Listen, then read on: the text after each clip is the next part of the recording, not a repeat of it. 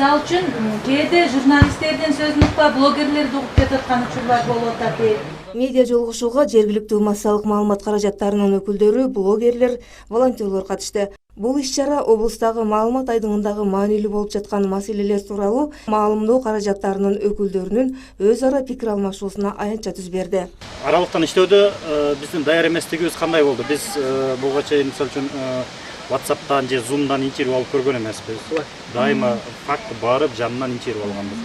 Даяр эместигибиз ушул жак болду. Техникалык жактардан гана маселе болду. Анан Баткендин бардык жеринде биз мисалы үчүн видеону алып ошол жерден дароо таштаганга күчтүү интернетибиз камсыз болгон эмес болуп атты.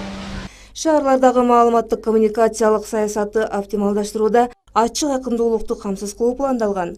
Мындай учурда журналисттер менен иш алып баруу маанилүү. Бүгүнкү проект ушул Алда деген проект. 5 шаар менен иштешебиз облус боюнча Баткен облусунда. Кадамжай, Кызылкыя, Исфана, Сүлүктү. Анан Баткен өзү.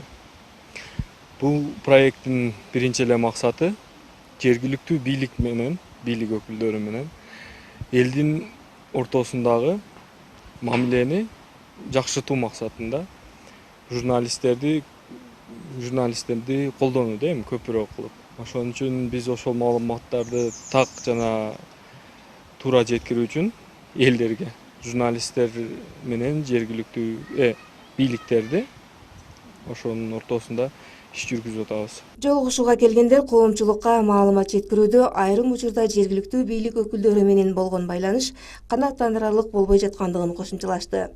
Себеби биз азыр мына боорукерлик штаб боюнча жооп бере турган болсом, боорукерлик штабты биз социалдык тармактан атайын өздүк баракчабызды ачып, маалыматты таратып аттык. Биз келгиле эми бир баягы кол кабыш кылып, бир жакадан баш, бир жеңден кол чыгарып, биз эми мына өзүбүздүн туугандар, биз кичинекей жерибиз, мекенибиз кичине, ошол жерде бири-бирибизге жардам берели. Биз мамлекетке болгон капачылыгыбыз эмес. Бул деген атың өчкүр нерсе баягы экстренный келип калды. Ошого даярдыгыбыз жоктугунан эми биз көп мындай бир критерийлерди эске алып отуруп, ошол боорукерлик штабын ачтык да. Акыркы убактагы пандемия учурунда так маалымат берүүдө бир топ түйшүктүн жаралгандыгын жана тийиштүү адистерден өз убагында маалымат алуу кыйынга тургандыгын да белгилешти.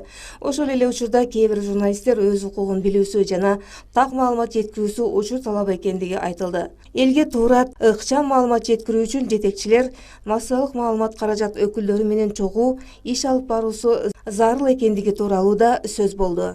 Гүлнара Матисаева, Жоробек Кубанычбек уулу, Алтын бешик жаңылыктары.